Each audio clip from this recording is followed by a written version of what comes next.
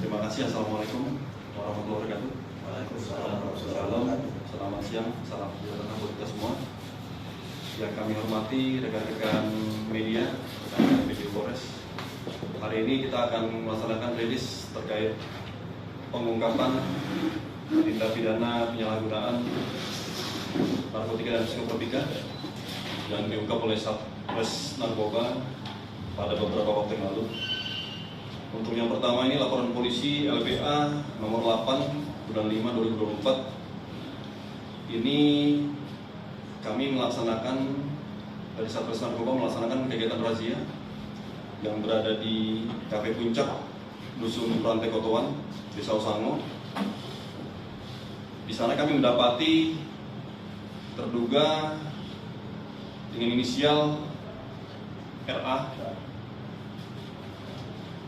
Kenapa saya buat inisial? Karena ini masih di bawah umur, usia 17 tahun, yang sekarang ini sedang dilakukan asesmen di BNNK, di BNP Provinsi. Jadi sedang dilakukan asesmen karena ini di bawah umur statusnya. Yang bersangkutan melanggar pasal 127 sebagai pengguna ayat 1 huruf A Undang-Undang RI tahun nomor 35 tahun 2009 tentang narkotika. Barang bukti yang kami dapatkan itu 1 buah kantong plastik hitam, 2 lembar tisu, 1 buah pipet atau Pyrex yang bekas dipakai, kemudian 3 buah pipet plastik bekas pakai, 1 buah tutup botol bekas pakai. Yang mana setelah kami melaksanakan kegiatan tersebut, kami lakukan pengembangan. Kami lakukan pengembangan dengan LP yang sama, kami dapati tersangka atas nama YS. Atas nama YS, kami dapati di Dusun Karangan, Desa Desa Bombong Lambe. Kemudian yang bersangkutan ini melanggar pasal 114 ayat 1 subsidiar pasal 112 ayat 1 Undang-Undang RI nomor 35 tahun 2009 tentang narkotika. Barang bukti yang didapat dari yang bersangkutan ini 1 buah saset plastik bening berukuran sedang bekas bungkusan narkotika jenis sabu, 12 buah saset plastik bening berukuran sedang, 1 buah Pyrex, 2 buah potongan pipet plastik bekas pakai, 1 buah sendok sabu yang terbuat dari pipet plastik, 17 buah pipet plastik beserta bungkusannya bermerek Suka, kemudian 3 lembar tisu bekas pakai, 2 buah sumbu yang terbuat dari aluminium foil, kemudian 4 buah korek api, 1 buah gumpalan tisu bekas pakai, 1 buah botol UC 1000, 1 buah botol Aqua, 1 unit handphone merek Vivo. Kemudian kami melakukan pengembangan lagi atas yang bersangkutan sehingga kami mendapatkan bandarnya yang kami dapatkan di Jalan Serigala, Kelurahan Mancorowali, Kecamatan Watang Sawito, Kabupaten Pindrang, Sulawesi Selatan. Ini atas nama AS. Barang bukti yang kami dapatkan 1 unit handphone merek Samsung dengan SIM cardnya. Kemudian ini dari LP yang pertama ya, ada 2 LP. Ini LP yang kedua, laporan polisi LPA 10/5/2024. Ini identitas tersangka WA, inisial WA. Kami lakukan kegiatan penangkapan di Jalan Poros Mamasa Polewali, Kelurahan Mamasa, Kecamatan Mamasa, Kabupaten Mamasa. Pasal yang kami kenakan di sini pasal 114 ayat 1 subsidiar, pasal 112 ayat 1 Undang-Undang RI nomor 35 tahun 2009 tentang narkotika.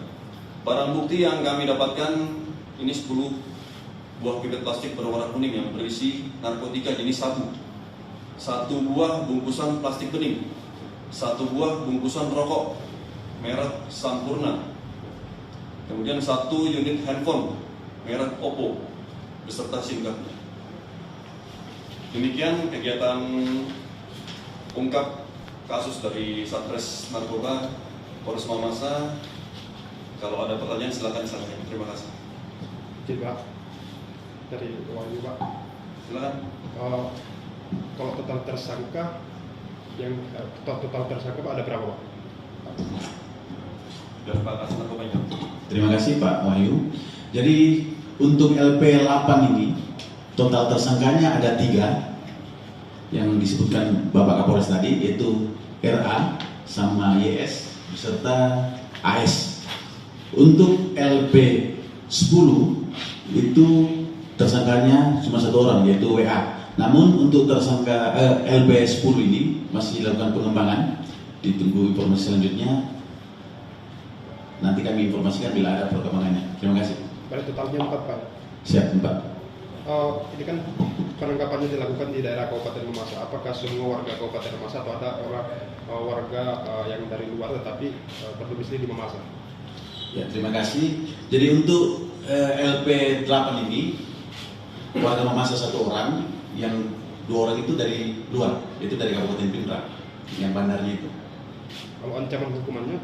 Jadi ancaman hukumannya sesuai dengan pasal 114 itu minimal 5 tahun, maksimal 20 tahun ancaman hukumannya.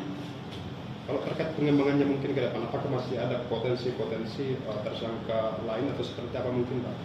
Jadi untuk LP10 ini yang saya sampaikan tadi bahwa anggota lidik dari Satres Narkoba masih melakukan pengembangan lebih lanjut. Jadi nanti setelah ada informasi ada perkembangannya kami pasti sampaikan. Antara laporan 10 dan 8 itu Pak, apakah ada hubungannya?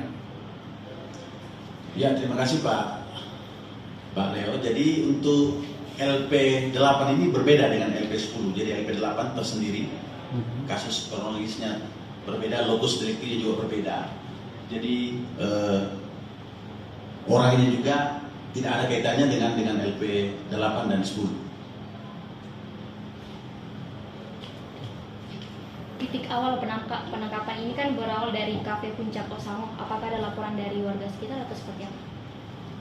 Jadi sebagaimana perencanaan dan dari Satres Narkoba, jadi kami itu punya target bahwa setiap bulan itu kami lakukan operasi di setiap kafe-kafe yang ada di Kabupaten Mamasa.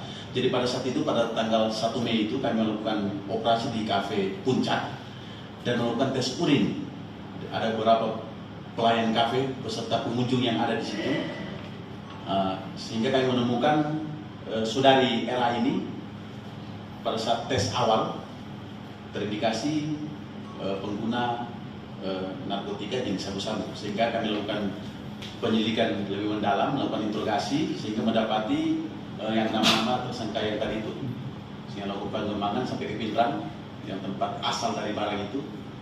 Sehingga kami menerapkan tadi soal saudara AS sebagai pemilik barang atau bandar dari barang yang digunakan oleh RA dan YS.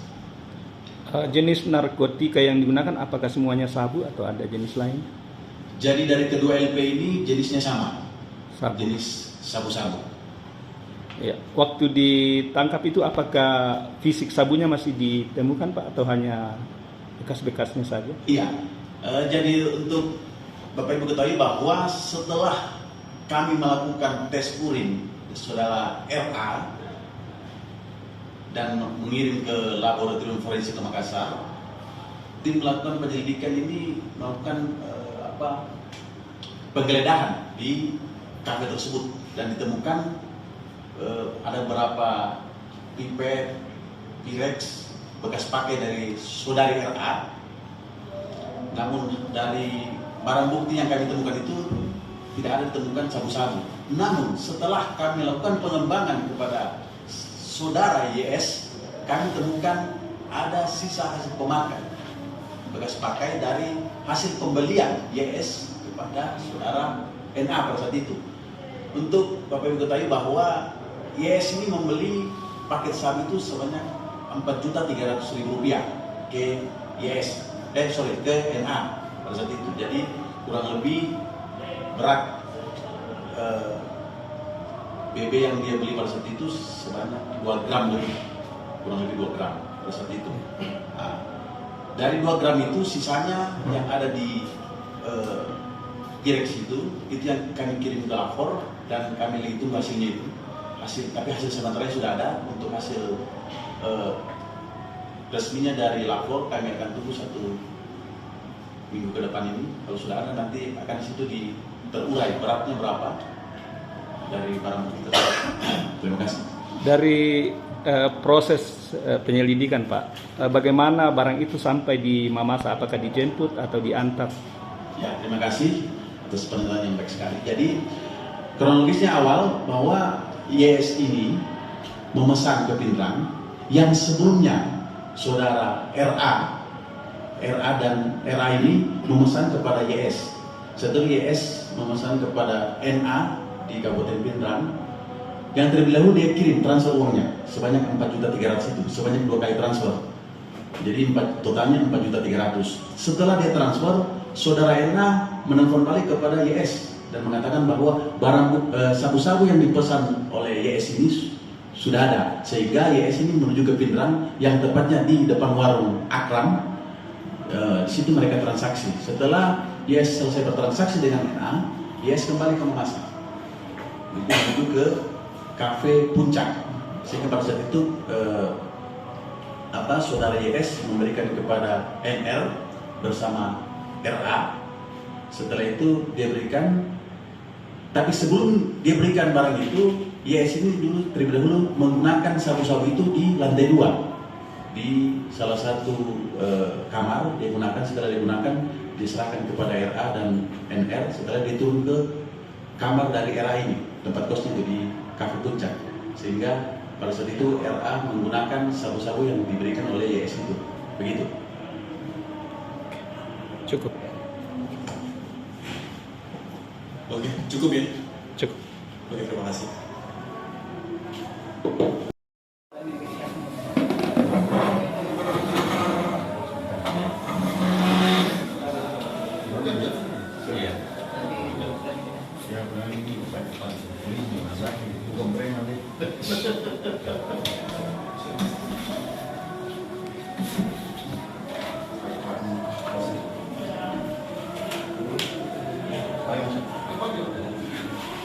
BB mana?